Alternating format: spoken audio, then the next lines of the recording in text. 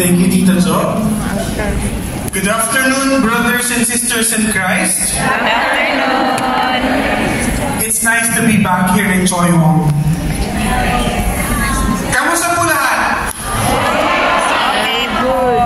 Before I start, please forgive me. May typo error po ako sa book. Kasi yung season of Ordinary Time, ginawa ko rin siyang season of Christmas. Okay. Where are the altar servers?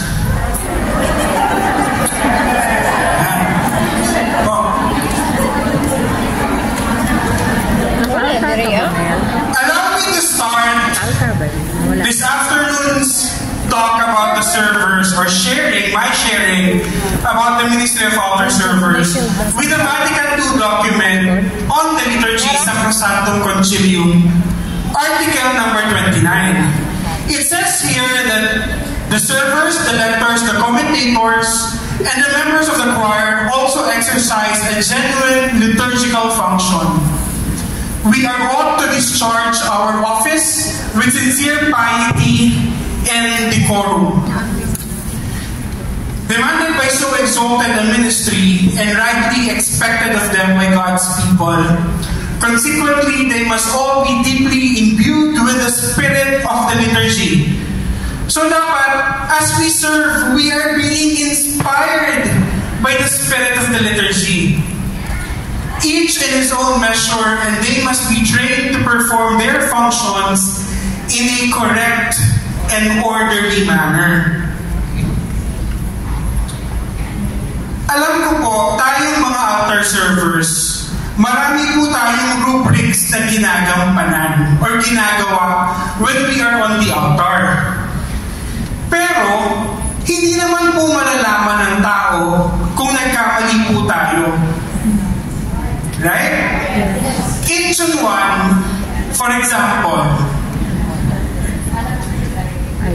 nalalaman nila na nagkamali sila kasi tumitingin sila kung kanino.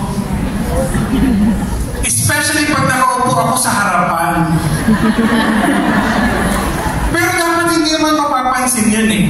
Kumbaga dead ma lang because the congregation doesn't know the rubrics that we are actually doing while we are on the altar. Okay. So altar servers makes Catholic worship more reverent, efficient, and beautiful. So tignan po natin yung role ng altar server. We help the congregation to worship, and we make it more reverent, efficient, and beautiful. Our work for God is very important. Our service is firstly directed to God. Secondly, of course, to the clergy, the bishop, the priests, and the deacons. And lastly, we assist the congregation to worship. Kasi lahat po tayo, hindi naman tayo lahat pwedeng pumunta sa altar. Diba? So the altar servers does it on behalf of the congregation.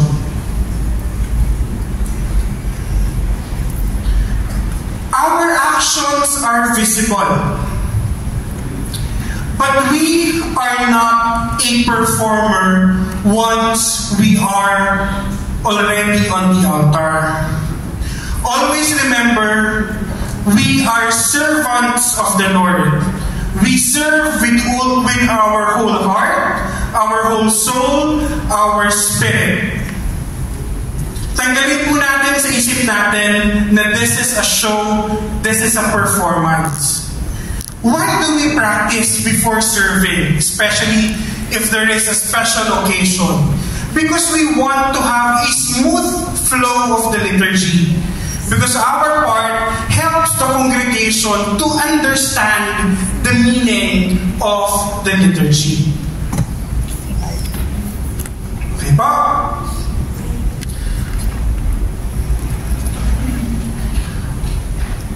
As servers, you are part of the noble tradition that has developed in the church. We carry out sacred duties that once were entrusted only to the ordained clergy. The church is giving you a serious responsibility to take on the sacred role of one's called and chosen to serve. Pre-Vatican II, those who are serving on the altar are all ordained ministers or installed ministers. Meaning, sila yung mga minor orders. They are the seminarians that are actually being formed to become priests or being ready to be ordained priests. But right after that, sabi nga ni Father Jay, we are all baptism. That is our key. It has been our responsibility. It has been our privilege to serve as well because of the common priesthood that we receive during our own baptism. Lahat po ba tayo nabinyagan? Yes. Akala ko, opo, tinatakwil namin. The church also expects something deeper than knowing how to serve. An altar server is a Christian layperson who plays a key role in the celebration of the liturgy by carrying out a true liturgical ministry. Meaning, the manner we serve, the ministry that we serve in, we reflect it.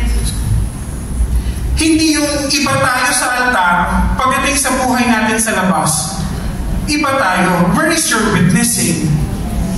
Diba? We try and we try to be better person. Kasi when we serve, di ba nga, ang two elements ng liturgia is to glorify God and for man to be sanctified. So the more we glorify God, the more we are being sanctified. Di ba?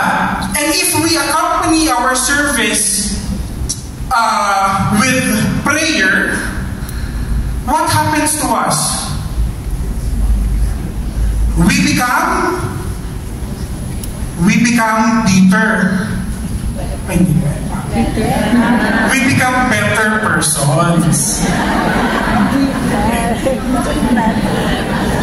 Sabi ni St. John Paul II, we are more than helpers of the priests, but instead, we are servants, we are friends of Jesus Christ. Always remember, altar servers, you are on the altar first-hand witnessing the mystery of the faith. When the bread and the wine is being offered, you are there on the altar. When the bread and the wine is consecrated and transubstantiated to become for us the body and the blood of Christ, you are there present. And always remember, before we serve, please, always start with a prayer. To ask for the inspiration and guidance of the Holy Spirit. Right? Normal lang nakabahan tayo, especially if it's our first time to serve. Pero, huwag natin hayaan yung kaba natin will take over us.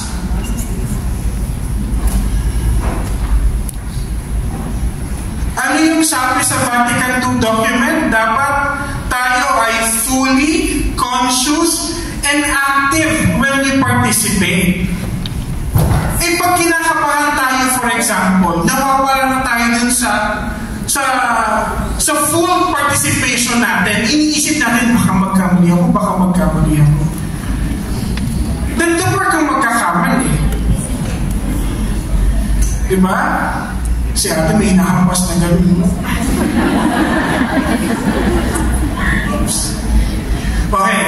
We servers are a sign. Servers are visible sign, an instrument through whom God acts. Through words and actions, through the objects we use, through the ritual actions, God gives the message of His love. Imagine, if when we serve, for example, you're holding the turibon. What is a turibon? Yung, anong pausok? Yung incense. Diba? Imagine, you're holding the turibon. If you don't know the meaning why we have the incense, then it will just be ritualistic. Lumakad lang tayo in the procession, we just handed over the turibon to the priest, and then that's it.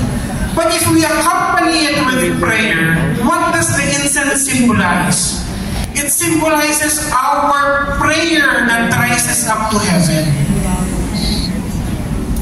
If we know the meaning of the things that we are doing as an altar server, then our service is even more meaningful.